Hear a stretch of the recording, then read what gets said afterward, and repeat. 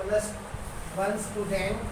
आज का हमारा पॉइंट है social responsibility towards the government, towards the community. एक बिजनेस की चाहे वो छोटा बिजनेस है, सोल ट्रेड, चाहे वो पार्टनरशिप है, चाहे वो कंपनी है, उसकी सरकार के प्रति क्या रिस्पॉन्सिबिलिटी बनती है और समाज के प्रति क्या रिस्पॉन्सिबिलिटी बनती है, आज हम इस टॉपिक को समझेंगे। सबसे पहले टुवर्ड्स द गवर्नमेंट।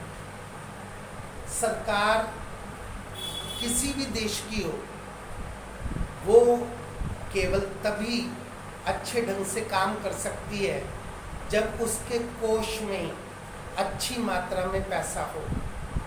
जब सरकार के पास रेवेन्यू नहीं होगा तो सरकार कोई भी काम अच्छे ढंग से नहीं कर सकती। और सबसे ज़्यादा सरकार को रेवेन्यू के रूप में पेमेंट करने में जो नंबर 1 रोल प्ले करता है वो करता है बिजनेस। इसलिए हमारी पहली ड्यूटी बनती है टू पे द टैक्स ऑनेस्टली। हर एक बिजनेसमैन की ड्यूटी बनती है कि सरकार ने बिजनेस के ऊपर जो भी टैक्स लगा रखे हैं, आजकल तो हमारा एक ही टैक्स है, GST, goods and services tax.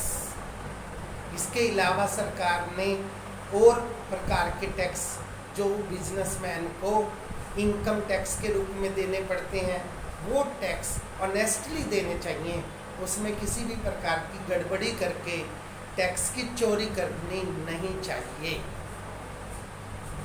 To observe the rules laid down by the government.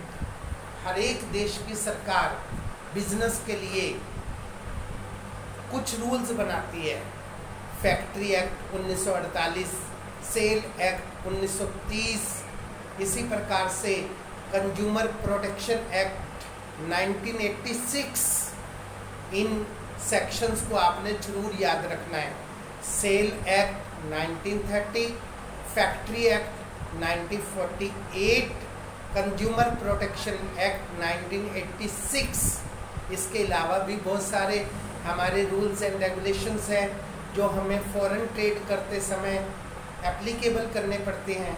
तो हर एक बिजनेसमैन की ड्यूटी बनती है कि वो कंपनी खोल रहा है तो कंपनी के लिए एक्ट 2013, पार्टनरशिप कर रहा है तो उसके लिए हमारा जो एक्ट है 1932, अगर वो किसी भी प्रकार की कंज्यूमर कोऑपरेटिव सोसाइटी कर रहा है तो उसके लिए act.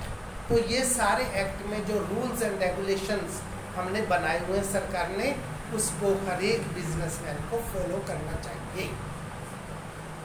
Helping the government in starting the new industries. हमारा देश तभी कामयाब हो सकता है जब हमारे देश में इंडस्ट्रीज नंबर 1 पर चलती हैं। और ऐसी इंडस्ट्रीज होनी चाहिए कि हमें दूसरे देशों के प्रोडक्ट पर आश्रित ना रहना पड़े। हमारी डोमेस्टिक इंडस्ट्रीज नंबर 1 पर होनी चाहिए। हमारे यहाँ इतना माल जरूर पैदा हो जिससे हम अपने देश की ज़रूरतों को पूरा करने के बाद उसको दूसरे देशों में एक्सपोर्ट कर सकें, हमें इंपोर्ट करना कम पड़े और हम दूसरे देशों को अच्छी क्वालिटी एक्सपोर्ट कर सकें। उसमें सरकार को नई नई अच्छी इंडस्ट्रीज़ की ज़रूरत होती है, उसको बनाने में हमें उसकी मदद करनी चाहिए। उसके बाद आता है not to exploit the government machinery by unfair means. अब कई बिजनेसमैन ऐसे होते हैं जो हमारी गवर्नमेंट में उच्च पदों पर अधिकारी होते हैं, उनको रिश्वत देकर सरकार का टैक्स बचा लेते हैं। तो वो टैक्स जो सरकार की पॉकेट में जाना चाहिए वो एक इंडिविजुअल व्यक्तियों के पॉकेट में चला जाता है, जो देश के काम नहीं आता, उन लोगों के काम आता है। इससे देश में आप करप्शन फैला रहे हैं और देश की प्रोग्रेस को रोक रहे हैं और कुछ लोगों का ही आप भला कर रहे हैं, देश का भला नहीं कर रहे। इसलिए ऐसे लोगों को रिश्वत देने की बजाय उचित मात्रा में सरकार को टैक्स दीजिए और अनफेयर मशीनरी का यूज़ मत कीजिए। उनको गवर्नमेंट हेल्दी सैलरी देती है तो उनको वही लेने दीजिए।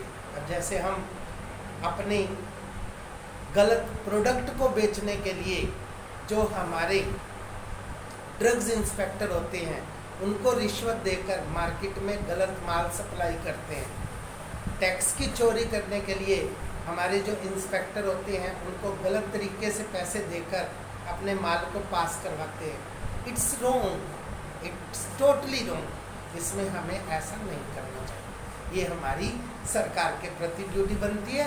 अब हम समझेंगे समाज के प्रति। To make the opportunity of the employment, हर एक बिजनेसमैन की सबसे बड़ी ड्यूटी बनती है समाज में रोजगार पैदा करना। एक बिजनेस अगर समाज में समाज के लोगों को अच्छे रोजगार पैदा कर देता है, उनके लिए आर्थिक स्थिति पैदा कर देता है, तो समझ लो उसने एक व्यक्ति को नौकरी देने से कई लोगों के पेट भर दिए।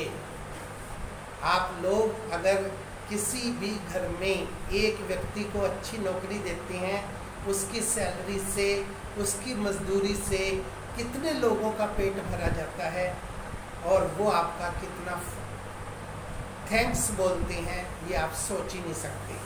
सारी सर्विसेज गवर्नमेंट देने में बिल्कुल असफल है, तो हमारे प्राइवेट सेक्टर और गवर्नमेंट सेक्टर मिलकर ही अपॉर्चुनिटीज़ बनाते हैं एम्प्लॉयमेंट की, और देश में एम्प्लॉयमेंट को पैदा करना और अनएम्प्लॉयमेंट को ख़त्म करना। इसके बाद हमारी अगली ड्यूटी बनती है कि हमारा जो वातावरण है उससे अपने प्रोडक्शन से दूषित ना होने दें। अब कुछ ऐसी हमारी फैक्ट्री होती हैं जिसके धुएं के कारण, शोर के कारण, गंदे जल का यूज़ करने के कारण इतने मच्छर, इतनी आवाज़, इतना एटमॉस्फेयर खराब हो जाता है, वृक्षों को काटना पड़ता है, उससे हमारे देश का वातावरण बिगड़ जाता है, जिससे हमारे देश में बीमारियां फैलेंगी। तो हमें ऐसी मशीनरी का यूज़ करना चाहिए जिससे हमारे देश का एटमॉस्फेयर हर एक व्यक्ति के लिए हेल्दी इन्वायरमेंट पैदा करे। इसके बाद हमारा होता है to contribute raising the standard of living. हमें अपने देश में ऐसी चीज़ों का प्रोडक्शन करना चाहिए लेटेस्ट से लेटेस्ट टेक्नोलॉजी को यूज़ करके, जिससे हमारे लोगों का स्टैंडर्ड बढ़े, वो अच्छी चीज़ों का यूज़ करें, और अच्छी चीज़ों के यूज करने से उनके लिविंग स्टैंडर्ड में दूसरे देशों की तरह इम्प्रूवमेंट आए। इसके बाद होता है not to resort to incident advertisement. किसी भी बिजनेसमैन की सबसे बड़ी ड्यूटी बनती है, जनरल मैनेजर की सबसे बड़ी रिस्पॉन्सिबिलिटी बनती है कि वो एडवर्टाइजमेंट जो भी दे वो बिल्कुल समाज के लिए बढ़िया होनी चाहिए। उनको भ्रमित करने वाली नहीं होनी चाहिए कि हम एडवर्टाइजमेंट में बहुत बातें दिखा देते हैं और वास्तव में जब कंज्यूमर उस चीज़ को लेकर जाते हैं, उसका यूज़ करते हैं, उन्हें उसमें उसका कुछ भी परसेंटेज नहीं मिलता। दूसरी बात, हम कई बार एडवर्टाइजमेंट करते समय अश्लील चित्रों का प्रयोग करते हैं अपने प्रोडक्ट को बेचने के लिए। वो चीज़ें कुछ लोगों के लिए एक सुखदायक हो सकती हैं, परंतु बहुत सारे लोग उसका क्या करते हैं, विरोध। इसलिए आपको अपनी एड्स देते समय कभी भी अश्लील चित्रों का प्रयोग नहीं करना चाहिए। It's the responsibility towards the community. That's all.